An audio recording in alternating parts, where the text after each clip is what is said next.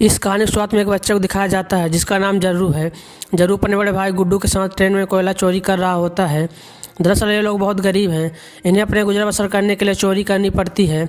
ये दोनों ट्रेन से बहुत सारा कोयला चोरी करते हैं और उस कोयले को एक दुकान पर बेचने के लिए जाते हैं। उसी दुकान में जलेबियाँ भी बन रही होती है। जर्रू अपने बड़े भाई से कहता है कि हमें जलेबी खानी है। उसका बड़ा भाई कहता है कि मैं एक दिन तुम्हें जलेबी ज़रूर खिलाऊंगा। उसके पास इतने पैसे नहीं होते कि अपने छोटे भाई को जलेबी खिला सके। जर्रू कहता है कि हम एक दिन दुकान के सारी जलेबी खरीद लेंगे। अब कोयले के बदले में थोड़ा सा दूध दिया जाता है और ये दोनों भाई खेलते हुए अपने घर वापस पहुंच जाते हैं, जहां पर जर्रू और गुड्डू की छोटी बहन भी है। ये तीनों अपने माँ के पास रहते हैं। जर्रू की माँ अपने दोनों बेटे से पूछती हैं कि दूध कहाँ से लाए हो, लेकिन वो इस बात का कोई जवाब नहीं देते हैं। उसी रात को जर्रू का भाई गुड्डू काम पर जा रहा होता है। जर्रू कहता है कि मैं भी तुम्हारे साथ काम पर चलूँगा। उसका भाई कहता है कि तुम मेरे साथ नहीं चल सकते क्योंकि काम पर बोरियां उठानी पड़ती है और इस काम के लिए तुम बहुत छोटे हो। जर्रू अपने सिर के ऊपर चेयर उठाकर दिखाता है और साथ ही साथ साइकिल भी उठाने की कोशिश करता है। जर्रू कहता है कि मैं कोई भी काम कर सकता हूँ। जर्रू को जिद करने पर उसको अपने साथ जर्रू को ले जाना पड़ता है। ये दोनों के दोनों एक ट्रेन स्टेशन पर पहुंच जाते हैं। जर्रू अपने भाई गुड्डू के गोद में सो जाता है। उसका भाई उसको उठाने की कोशिश भी करता है। जर्रू बहुत छोटा है, उसको बहुत नींद आ रही होती है। वो कहता है अभी मुझे सोने दो। जर्रू का भाई गुड्डू से एक बेंच पर लेटा देता है और कहता है कि मैं कल सुबह काम करके वापस लौटूंगा, तुम यहीं पे रहना। जाने से पहले जर्रू अपने भाई से कहता है कि जब तुम लौटोगे तो जलेबियाँ लेकर आना। वो कहता है ठीक है। जर्रू कहता है कि 2000 जलेबियाँ। इसके बाद उसका भाई गुड्डू काम पर चला जाता है। कुछ ही देर बाद जब रात और भी गहरी हो जाती है और स्टेशन पूरी तरह से खाली हो जाता है, जर्रू वहीं प्लेटफार्म पर खड़ी एक ट्रेन पर जाकर बैठ जाता है। कुछ ही देर बाद उसे नींद आ जाती है और सुबह उसकी नींद खुलती है तो वह ट्रेन चल रही होती है। जर्रू यह देखकर घबरा जाता है और ट्रेन में चारों तरफ भागता है और अपने भाई को आवाज़ भी देता है। साथ ही साथ वह ट्रेन के दरवाजे खोलने की कोशिश भी करता है, पर दरवाजे पूरी तरह से लॉक होते हैं, इसलिए ट्रेन के कई बार रुकने के बाद वह बाहर नहीं निकल पाता है और ट्रेन की बोगी पूरी तरह से खाली होती है। जर्रू भूखा प्यासा इस ट्रेन में फंस चुका है और कुछ दिन बाद सफर करने के बाद ट्रेन कोलकाता वेस्ट बंगाल पहुंच जाती है, यानी कि जर्रू के घर से 1500 किलोमीटर दूर। जर्रू मध्य प्रदेश के खंडवा डिस्ट्रिक्ट से है। वह स्टेशन पर उतरता है जहाँ पर बहुत ज़्यादा भीड़ होती है। वह टिकट काउंटर पर जाता है। वो कहता है मुझे घर जाना है। यहाँ पर सब बंगाली में बात कर रहे होते हैं। जर्रू को किसी की बात समझ में नहीं आती। वह स्टेशन पर बैठे अपने जैसे कुछ बच्चे के साथ जाकर बैठ जाता है जिनके पास कोई भी घर नहीं होता। और कुछ ही देर बाद यहाँ पर कुछ लोग आते हैं जो उन बच्चों को उठाकर साथ ले जा रहे होते हैं। जर्रू किसी भी तरह से वहाँ से भाग जाता है और वो एक बार फिर से इस रात के अंधेरे में सुनसान जगह में पहुँच जाता है। उसे बहुत तेज से भूख लगी होती है। तभी उसे देवी माता की एक मूर्ति दिखाई देती है और वो देवी माँ को नमन करता है और देवी माँ के चरणों में जो प्रसाद होता है उसे खाता है। अगली सुबह जर्रू ट्रेन ट्रैक पर चल रहा होता है। तभी वहाँ एक औरत आती है और वो पूछती है तुम्हारा घर कहाँ है। वो बोलता है गणेश तल्ले। यह मध्य प्रदेश में इतना छोटा सा गाँव होता है कि किसी को पता नहीं होता।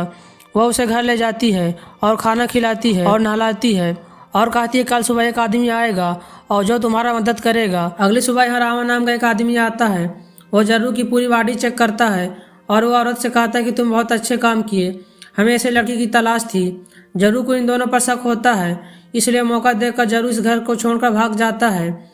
जर्रू कई दिन हावड़ा ब्रिज के आसपास गुजारता है। उसे हमेशा अपनी मम्मी की याद आती है कि किस तरह उसकी मम्मी पत्थर तोड़ा करती थी और मैं उसकी मदद किया करता था। जर्रू को इसी तरह से यहाँ 2 महीने बीत जाते हैं और एक सुबह जब बारिश हो रही होती है तो एक कैफे में जाकर बैठ जाता है। कैफे के अंदर एक लड़का काफी पी रहा होता है और बाहर से जर्रू उसकी नकल उतार रहा होता है। वो लड़का बाहर आता है और जर्रू को कुछ खाने को देता है। इसके बाद जर्रू को पुलिस स्टेशन ले जाता है और वो बताता है कि इस लड़के को बंगला बोली नहीं आती, यह हिंदी में बात करता है। जब मैंने इसे पूछा है कहाँ से हो तो उसने बताया गणेश तल्ले। यह इस जगह के बारे में नहीं लड़के को पता होता है, नहीं पुलिस वाले को। यह लड़का जर्रू से उसकी मम्मी का नाम पूछता है। जर्रू कहता है मेरी मम्मी का नाम अम्मी है। दरअसल उसे अपनी मम्मी का नाम नहीं पता होता है। पुलिस जर्रू के पेरेंट्स को ढूंढने की बहुत कोशिश करती है और उसके घर का और उसके गांव का, लेकिन कुछ भी पता नहीं चलता, इसलिए पुलिस उसे अनाथ आश्रम में भेज देती है। जर्रू 3 महीने वहाँ गुजारता है और 3 महीने के बाद जर्रू से एक लेडी मिलने आती है जिसका नाम इसी सूद होता है। वो जर्रू से बताती है कि मैं तुम्हारे गाँव को पिछले 3 महीने से ढूंढने की कोशिश कर रही हूँ, लेकिन कुछ भी नहीं पता चला। और जर्रू कहता है कि मेरा घर यहाँ से बहुत दूर है, मैं अपने मम्मी और गुड्डू के पास जाना चाहता हूँ। मिसेस सूद कहती है कि हमने हर जगह तलाश करने की कोशिश की, अब इंतजार का कोई फ़ायदा नहीं। एक ऑस्ट्रेलियन कपल है जो तुम्हें अडॉप्ट करना चाहते हैं, वो बहुत अच्छे लोग हैं, उनके साथ तुम बहुत खुश रहोगे। तुम्हें ऑस्ट्रेलिया जाना होगा। अब जरू को ऑस्ट्रेलिया भेज दिया जाता है, जहाँ पर मिस्टर जॉन और उनकी वाइफ सू, जिन्होंने जरू को अडॉप्ट किया होता है, उसे देखकर वो बहुत खुश होते हैं और जरू को अपने घर ले आते हैं। छोटे से मिट्टी घर में रहने वाला जरू जब इस घर को देखता है तो वह पूरी तरह से हैरान हो जाता है।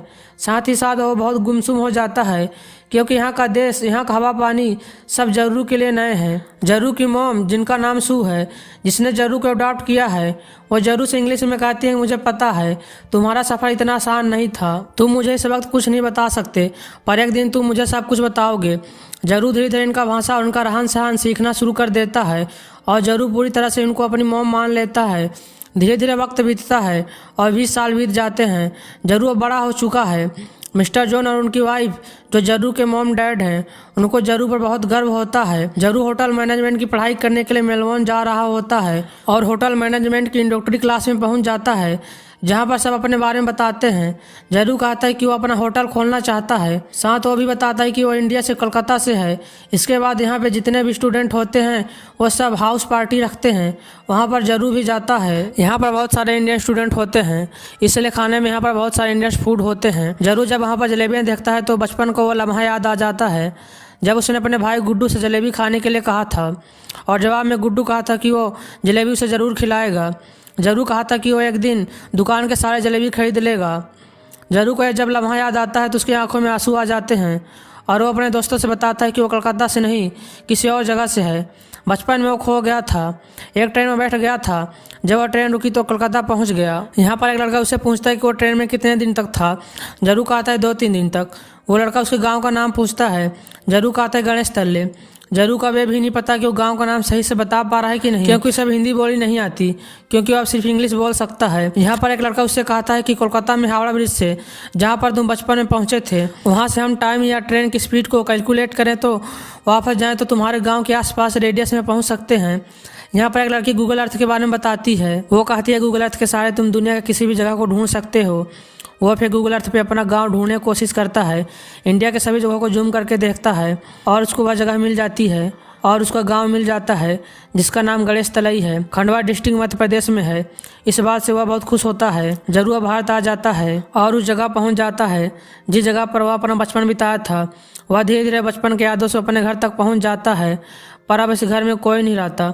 वो आसपास पड़ोस से पूछने की कोशिश भी करता है, पर उसकी भाषा किसी को समझ में नहीं आती और न ही वो हिंदी समझ सकता। तभी वहाँ पर एक आदमी आता है जिसे इंग्लिश आती है। जरू उसे अपना और अपना भाई का नाम बताता है और उसे पूछता है कि वो परिवार जो इस घर में रहते तो कहाँ चले गए। वो आदमी उस बात का जवाब नहीं देता और वहाँ से चला जाता है, पर कुछ ही पलों के बाद वह लौटता है और जरू को बुलाता है। तभी वो देखता है कि सामने से बूढ़ी औरत आ रही होती है। वो औरत कोई नहीं बल्कि उसकी माँ होती है, जिसके गोद में उसने अपना बचपन बिताया था। जरू उनके गले लगकर बहुत रोता है। जरू की बहन भी यहाँ पर होती है, वो उसे भी अपने गले लगा लेता है, पर जरू अपने भाई से नहीं मिल पाता। उसे पता चलता है कि जिस रात गुड्डू जरू को अपने साथ लेकर काम पे गया था, उसी रात ट्रेन दुर्घटना में उसकी मृत्यु हो गई थी। यानी कि एक माँ ने एक रात अपने 2 बेटों को खो दिया था, पर उसकी उम्मीद और उसकी आस्था थी और जरू का इंतजार करती रही। 25 साल बाद उसका बेटा वापस लौट आया है।